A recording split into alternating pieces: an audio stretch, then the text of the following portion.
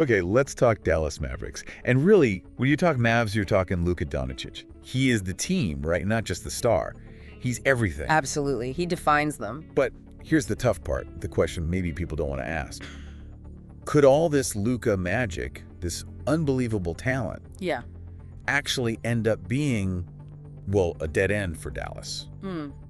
That's a heavy question. Seriously, could they be squandering this? Because right now, their title hopes, their whole vibe, it's all Luka. So today, on the deep dive, we're digging into that, the topic, the truth about Luka Doncic.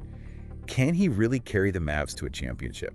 Yeah, and the first thing that just leaps out when you look into this is Luka's background before the NBA. It's kind of staggering. Oh, totally. He wasn't your average rookie. Not at all. We're talking EuroLeague MVP, EuroLeague champion at 18. I mean, think about the pressure, the level of competition he'd already dominated. It's like he arrived pre-assembled, not just ready, but maybe overqualified. The learning curve just wasn't there in the same way. Exactly, and you saw it instantly. The Mavs weren't the same team. Boom. Overnight transformation. It wasn't a slow build. It really felt like an explosion. And the league kind of had to catch up, didn't it? Oh, definitely. Defenses were thrown. Those old scouting reports, pretty much useless against him. His size, his vision, which is just wow, and that swagger, it just broke the mold. And Dallas didn't wait around. They were rebuilding, sure, but they basically just threw him the keys. Like, here you go, run the show. Pretty bold move for a rookie. Well, yeah, but look at the results. They needed something, desperately, and he delivered. A team that was, what, a 24-win team? Suddenly they're relevant again. They're in the playoff hunt. He brought that buzz back to Dallas. You can't deny that. You really can't. He made them must-watch TV again. But, okay, let's pivot slightly.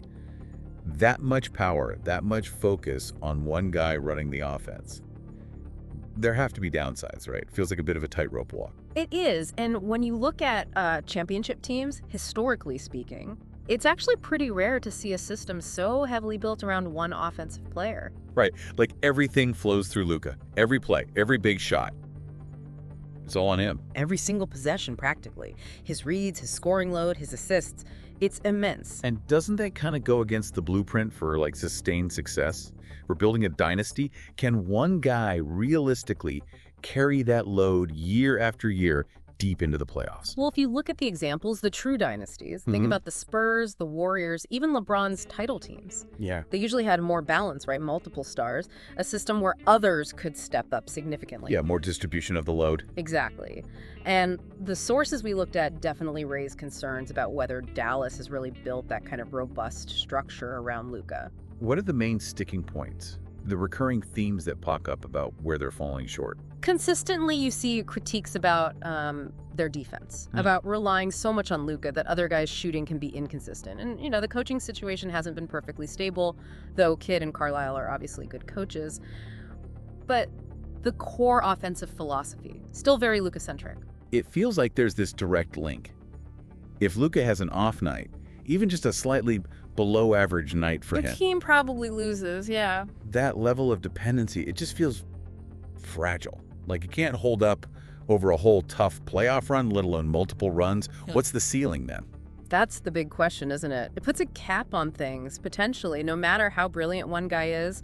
If the whole structure depends that much on him being perfect, it's tough to consistently win when it matters most. Which leads us right into the Kyrie Irving trade. Yeah. That was something, a lot of buzz, but also a lot of raised eyebrows. Definitely a mix of reactions. What was the real driver there, do you think? Was it about building that better foundation or something else? Looking at the timing, the player involved, it points towards maybe a sense of urgency, desperation even, from the front office. Because, let's be honest, the potential offensive fireworks are insane, but The fit wasn't obvious, right? Yeah. Two guys who need the ball, major defensive questions, potential chemistry stuff. all of that. It didn't scream perfect basketball marriage. It felt more like a high-risk, high-reward play. A gamble. So did they think this gamble would actually solve the too much Luka problem? Or just create different problems? I think the thinking was that they needed another creator, someone elite, to take pressure off Luka. That part makes sense. But yeah, the potential downsides, you mentioned the defense, the chemistry, Kyrie's history. Those are huge question marks, especially for a 7-game playoff series. It almost felt like the idea of Luka and Kyrie, the star power, maybe overshadowed some of the practical basketball concerns. Was it partly a marketing move, you think? Could be a factor. It's definitely a headline-grabbing duo, generates excitement, sells tickets, gets media attention. But, winning championships usually takes more than just headlines. It's got to work on the court, especially defensively when the pressure's highest. Yeah, long-term success needs substance. And speaking of long-term, we kept seeing this theme about Dallas always promising this bright future. Right, that narrative comes up a lot. But, I mean, how long does that promise last? Luka's 5 seasons in now. He's got the All-NBA nods, the big playoff games. But only one trip to the conference finals. Exactly. So at what point does potential need to become, actual sustained winning? How long can you ask fans, and maybe Luka himself, to wait? That's the crux of it. Is the future bright because Luka is amazing, or because the franchise is building something sustainable around him? Because it often feels like they're just relying on Luka to bail them out, to cover up the cracks. And is that sustainable? Just asking one guy to be superhuman constantly? Probably not. The sources suggest that's not a winning formula for the long haul. You need a team, a system that can win even when your star isn't playing at an MVP level every single night. So if that doesn't change, what happens? Is there a risk Luka eventually says, look, I love Dallas, but I want to win rings? It's a real concern. He's competitive. He wants to win. If year after year they're good but not great, not true contenders, you have to wonder if he eventually looks elsewhere. It happens. And Luka's not just an NBA star. He's a global thing. Yeah. Huge in Slovenia, massive across Europe. Has Dallas really tapped into that? That's another interesting point raised. Have they truly leveraged his international stardom? For, marketing, sure, but what about player recruitment? Building a global brand identity around him, maybe attracting other international talent. It feels like maybe they haven't fully grasped what they have there. Like, beyond the Kyrie move, where are the big free agent coups, the major trades that signal they're maximizing this window? Yeah, the perception, at least from some sources, is that there have been missed opportunities there. Having a global icon should be a massive advantage in team building, maybe more than they've made it. Feels a bit underutilized. Squandered, maybe. Which brings us back to the goal, building a dynasty. What does that actually take?